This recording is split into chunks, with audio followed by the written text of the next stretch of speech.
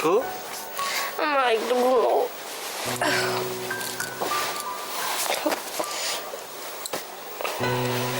এই আর কত ঘুমাবে? এই কত বেলা হয়ে গেল দেখেছো? এই ওঠো না প্লিজ। সারা রাত ঘুমোতে দাওনি, এখন একটু ঘুমোই।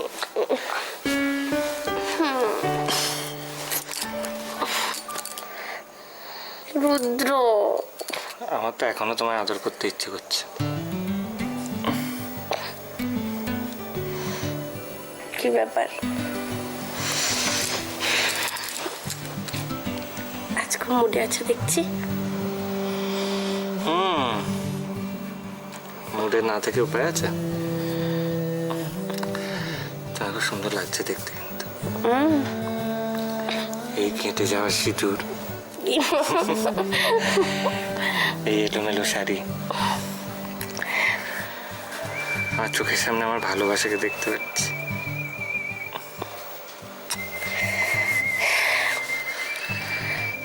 আমিও খুব খুব খুব খুশি।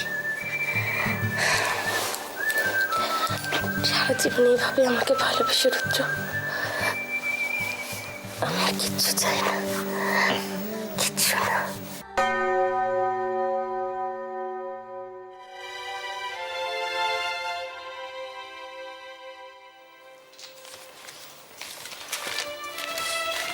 এ নাও কাকা জল খাবার।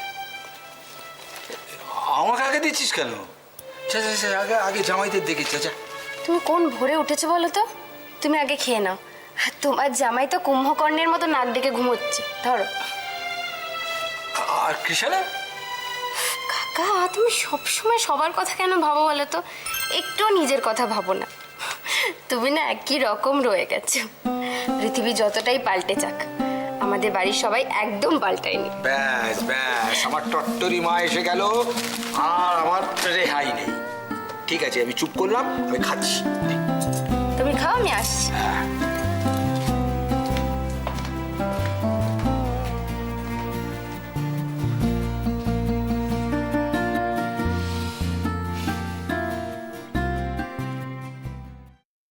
কোথায় যে রেখেছে কে জানে বাবা, সবই তো রাইয়ের জিনিস। আমার ভালো লাগে না। এই কোন সকালে পুজো দিতে গেছে, এখনো আসার নাম নেই।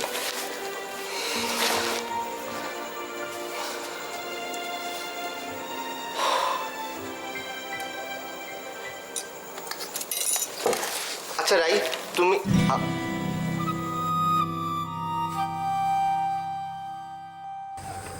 তোমার জন্য একটা জিনিস এনেছি। কি জিনিস? রং।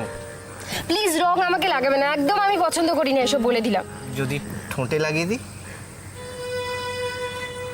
তোমার লেখা কয়েকটা বোকা বোকা কবিতার চিঠি পড়ে আমি হঠাৎই তোমার প্রেমে পড়ে গেলাম। প্লিজ কৃষাণু, একটা ভালো চাকরি খোঁজার চেষ্টা কর। এই সময় না টাকা ছাড়া বাঁচা যায় না। এরকম আজে বাজে ছেলে যদি রাস্তা, মানে এরকম বাড়িতে এসে যদি বাজে কথা বলে, ঘাট ধরে বার করে দাও না বাড়ি থেকে। আমি ভাবতাম তুমি আমাকে সত্যিই ভালোবাসো।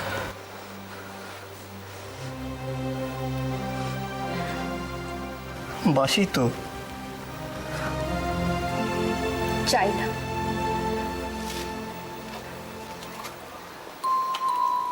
তোমার মতো নীচ মনের মানুষের ভালোবাসা আমি চাই না। ওদের ফিরতে দেরি হবে, জল খাবার খেয়ে নাও। হ্যাঁ,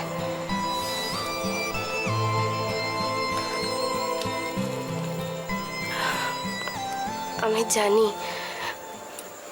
তুমি রায়কে পেয়ে খুব সুখী। তোমাদের দুজনের ভালোবাসা দেখে আমার নিজেকে ক্ষমা করা অনেক সহজ হয়ে গেছে। কিন্তু তবু কিছু কিছু অপরাধের বোঝা সারা জীবন আমাকে বইতে হবে। আচ্ছা এসব পুরনো কথা ভেবে আর কি লাভ? আমি জানি তুমি আমাকে ক্ষমা করে দিয়েছো, তবুও যতক্ষণ আমি নিজে না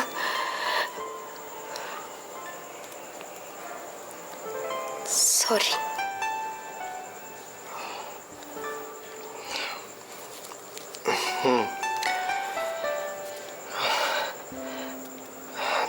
জানো তো কি দোয়েল, আমরা না সবাই একই ট্রেনের যাত্রী, খালি আলাদা আলাদা কামরায় উঠেছি। আমাদের সবার গন্তব্য একই, আমরা সবাই ভালো থাকারই লড়াই চালিয়ে যাচ্ছি।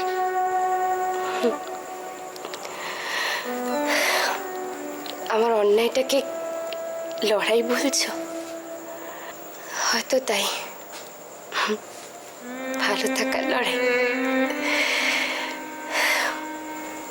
তবু নিজে ভালো থাকার জন্য তোমাকে সময় মাঝে মাঝে আমাদের অগ্নি পরীক্ষা নেয়,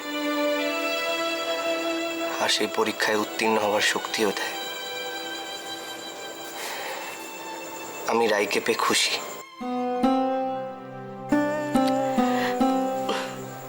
রুদ্র খুব ভালো, আমি জানি, আর সেই জন্যই কামনা করি যে তুমি, রুদ্র আর তোমাদের নতুন অতিথি খুব সুখে থাকো।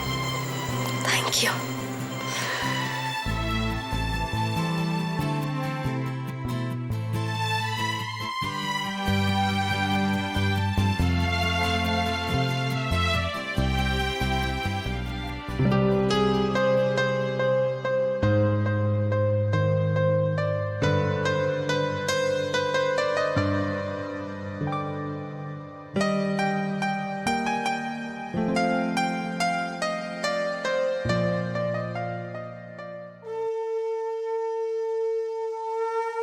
কি ব্যাপার বলতো? তোকে দেখতে কিন্তু খুব সুন্দর হয়ে গেছে। কথা ঘোরাবি না একদম। এত দেরি করে এলি কেন? আর বলিস না, ও বাড়িতে না নানান রকম কাজ থাকে, মানে হ্যাঁ বল, যে জিজু ছাড়ছিল না তোকে, তাই তো? সৈকত দা একদম পারমিশন দিচ্ছিল না আসার। Objection objection. হোম মিনিস্টাররা পারমিশনের ধার ধারে না। হ্যাঁ, স্বামীরা সব সময় স্ত্রীর কথা শুনে চলে, বুঝতে পেরেছো? দেখলি কিরম উল্টো কথা বলছে এখন। সৈকত দা, আমি সহমত হতে পারছি না, সরি। তবে তবে কি? তবে আমার বোধ হয় পূর্বে আসলেই ভালো হইতো স্ত্রীর সঙ্গে, যদি জানিতাম যে এরকম একটি সুন্দরী শালিকা কাম রমণী চোখের সামনে ঘুরঘুর ঘুরঘুর করিবে। বাবা গো, তোরা হাসছিস কেন? না বালক, এই হাসিতে যোগদান করার বয়স তোমার এখনো হয় নাই। হে ভগবান। আচ্ছা, হাসি দেখছো? হাসো হাসো, একবার ওইদিকে তাকাইয়ে দেখো, ঈর্ষায় জ্বলিবে। বেঁচে থাকো, ভালো থাকো, সুখে থাকো, বরকে নিয়ে সুখে ঘর সংসার করো। আর কি চাই? হ্যাঁ, কিচ্ছু চাই না। হচ্ছে কি? হ্যাঁ, কি হলো? এই ভালো কথা, রুদ্রার কাকা কোথায়? ভেতরে আছে। চলো চলো চলো। ও ছোট বলেও একা আদর খাবে, আমরা বুঝি পর না? দেখলি? দেখেছো কাকিমা, বড়দি কেমন হিংসুটের মতো কথা বলছে? তাই বুঝি? তাই হ্যাঁ, বুঝি? ওরে বাবা রে। কাকিমা কিন্তু আমাদের সকলে। ওরে বাবা রে, হ্যাঁ হ্যাঁ, বাবা রে বাবা। মা, আমি একটু ছাদে যাচ্ছি। এই শোন শোন শোন শোন, কি হলো? মিষ্টি আনতে বললো, মানলি না তো? মা, তুমি কেন এত ভুলে যাও? কেন? তোমার চোখের সামনে দিয়ে এতগুলো প্যাকেট নিয়ে গেলাম। আনিস নি? কোথায়? ঘরে তো নেই। কি দেবো বিজয়ের দিন? বাবা, মা শোনো, তোমায় তো তখনই বললাম আমার ঘরে নিয়ে গেছি। অপু অতগুলো নিয়ে এলো প্যাকেট। হ্যাঁ, তোর ঘরে না? ভুলে গেছে একদম। এবার বাবা বিজয়ের দিন মিষ্টি দিতে দেরি হয়ে যাচ্ছে। যাও। দাদা, আরে বুঝলে বাবাজি, তোমাদের সকলকে একসাথে পেয়ে কি যে আনন্দ হয়েছে না, তা আমি বলে বোঝাতে পারবো না। আমার তো মনে হয় বহু বছর বাদে আমাদের সকলের পুজোটা এত আনন্দ করে কাটলো। আমরাও খুব এনজয় করেছি। আসলে আগে তো এরকম ভাবে কোনোদিনও কাটাইনি, তাই হ্যাঁ, এখন তো মনে হচ্ছে খুব মিস করলাম এখানে না থেকে। হ্যাঁ, আমার তো মনে হচ্ছে যে সামনের বছর তোমাদের সকলকে একসঙ্গে পেলে আরো বেশি আনন্দ হবে। হ্যাঁ, একদম সত্যি কথা বলেছো, এর থেকে অনেক বেশি মজা হবে। খাই মুখ করা, এমনি এমনি মজা হয় না। জামাইবাবুদের আগে মিষ্টি মুখ করা। আমি তো তুই না তোকে, তুই তো করাবি কত চাচ্ছে। চলো ঘরে চলো। ওরে বাবা, এই এত মিষ্টি! ওমা, এত কোথায়? দাঁড়াও, এই তো প্রথম দফা, দ্বিতীয় দফাই এলো বলে। দাঁড়াও। আমার ভয় করছে। আমি খেতে শুরু ওই করবো। দেখ, কি করবে? চল চল চল বেটা, চল চল চল, তুইও খাবি, চল। কি হয়েছে বলতো তোর? তোকে এত অন্যমনস্ক লাগছে কেন? এই হইচইয়ের মধ্যে লক্ষ্য করেছিস তুই জানিস ছোটবেলা থেকে আমি তোর মুখ দেখলেই বুঝতে পারি যে তোর কিছু হয়েছে না, তুই ভালো আছিস। কি হয়েছে বল? তুই বলছিলি না আমার মুখ দেখে তুই সব বুঝতে পারিস। তুই ঠিকই বলছিস রূপু।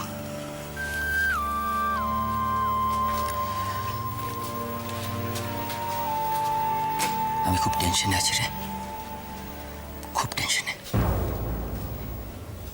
কি হয়েছে দাদা, আমাকে পরিষ্কার করে বলতো। গজেনের ছেলেরা আমাকে 24 ঘন্টা ফলো করছে।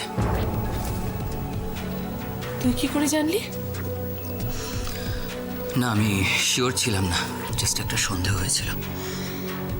কিন্তু সেদিন ঠাকুর দেখতে বেরিয়েছিলাম আমরা কৃষাণু আর রায়ের সঙ্গে। আমরা মানে?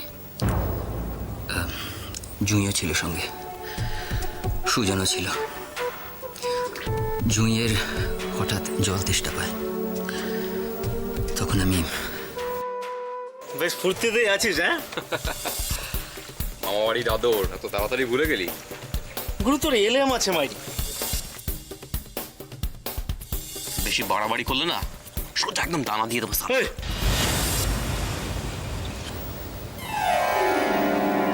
পুরো ব্যাপারটা এখন আমার কাছে জলের মতো পরিষ্কার দাদা। তার মানে কি রে, কি বলতে চাইছিস তুই? ওরা তোকে দোষী সাব্যস্ত করে সারা জীবন জেলের ঘানি টানাতে চেয়েছিল, কিন্তু ওরা সেটা করতে পারেনি, আর সেটাই ওদের রাগ। তাই ওরা তোকে নানাভাবে হেনস্থা করতে চাইছে। তুই বেশি চিন্তা করিস না দাদা। পুরোটা শুনে মনে হলো যে ওরা আসলে কিন্তু খুব ভীতু। তুই ঠিকই বলেছিস রূপু, কদিন ধরে আমারও সেটাই মনে হচ্ছে। তবে তোকে কিন্তু খুব সাবধানে থাকতে হবে দাদা, আর সবসময় মনে রাখিস তোর পাশে জুঁই আছে। ভবিষ্যতের কথা ভেবে তোকে আরো রেসপন্সিবল হতে হবে। এইসব ঘটনার আজ যেন জুঁইকে না লাগে দাদা। তবে বেশি চিন্তা করিস না, আমরা সবাই তোর পাশে আছি। তা তো বটেই রে, তুই আর তোর শ্বশুর বাড়ির লোকেরা, তোদের কাছে তো আমার কৃতজ্ঞতার কোনো শেষ নেই। ওনারা যদি আমার পাশে এসে না দাঁড়াতেন, আমি কি এত সহজে বেরোতে পারতাম? গজনের প্ল্যানটা তো ভেস্তে গেল। সত্যি রূপ, ওনাদের কাছে আমি চিরঋণী হয়ে থাকলাম। বাবা, সন্দীপদা আমাদের আত্মীয় ঠিকই, তা বলে সন্দেহের ঊর্ধ্বে নয়। আর দেখো, সন্দীপ দাদের অবস্থা জেনেও তুমি বা এত শিওর হচ্ছ কি করে? দাদা, এই পৃথিবীটা বড় জটিল রে। কত সহজ সরল রেখাগুলো মুহূর্তের মধ্যে কিরকম বেঁকে চুরে যায়। কি রূপ, কি ভাবছিস এত? কিচ্ছু না, শুধু মনে রাখিস দাদা, তুই যদি কোনো ভুল ডিসিশন নিয়ে ফেলিস তাহলে কিন্তু সব থেকে বড় ক্ষতি তোর হয়ে যাবে। আমি জানি রে অপু, আমি জানি, কিন্তু কি করব, আমি নিজেকে ঠিক রাখতে পারি না। না রে অপু, আমাকে কিছু একটা করতে হবে। এই সমস্যার মোকাবেলা আমাকেই করতে হবে অপু।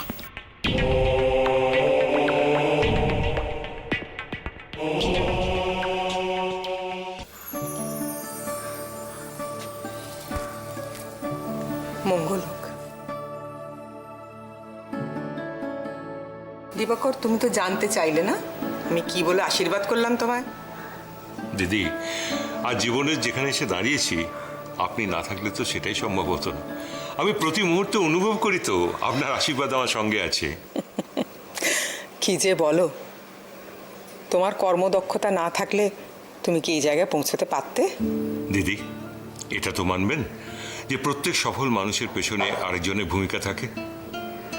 দ্বিতীয়জন না থাকলে হয়তো প্রথমজনের অস্তিত্বই থাকতো না। আপনি না থাকলে তো আমার জীবনটা অন্যরকম হয়ে যেত। আমাকে কি আশীর্বাদ করলে কই বললে না তো দিদি? তোরা খুব ভালো মানুষ, এটা ভাবতে আমার খুব ভালো লাগে। তাই ঈশ্বরের কাছে প্রার্থনা করি তোরা আরো বড় হ। বড়বাবু বড়বাবু বলছিলাম যে তুমি মা আমায় আশীর্বাদ করবে না? ও সে কি কথা? আরে দিকে প্রণাম কর।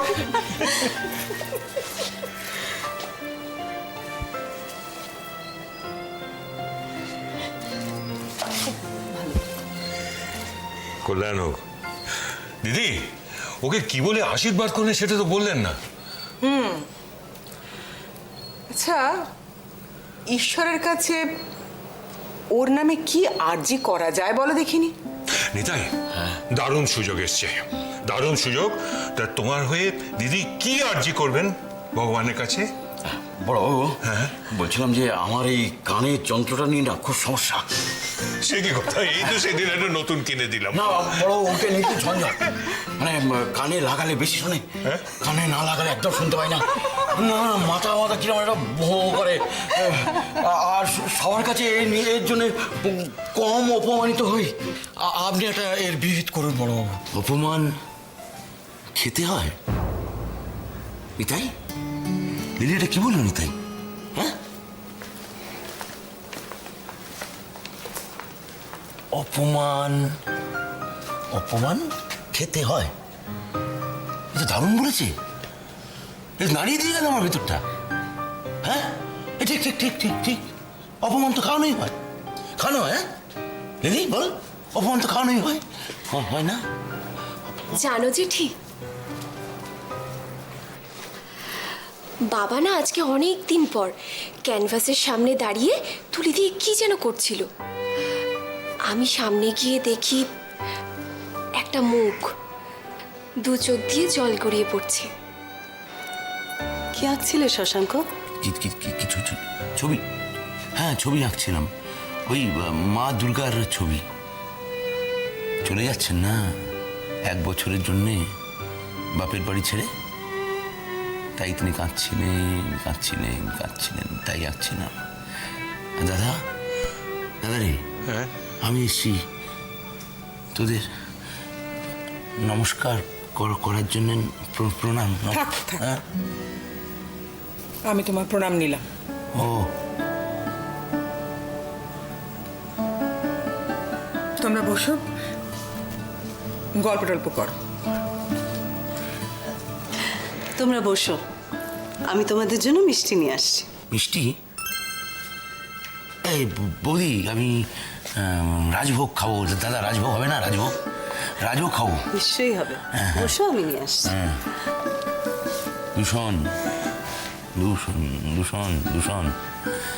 দূষণে ভরে গেছে চারদিক। রাজভোগে তো দূষণ নেই, আর ওখানে মানুষের কুটিল স্পর্শ নেই।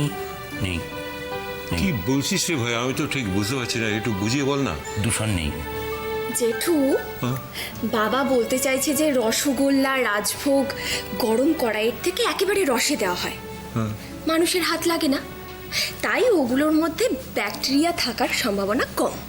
রাইট রাইট, হ্যাঁ একদম ঠিক বলেছিস ভাই। আমি ডাক্তার হলে কি হবে, আমার মাথাতে তো এটা আসেনি। এই নাও তোমাদের রাজভোগ। আচ্ছা, কোথায় যাচ্ছ? রাজভোগ আমি না দাদা, না খাওয়াই, আমি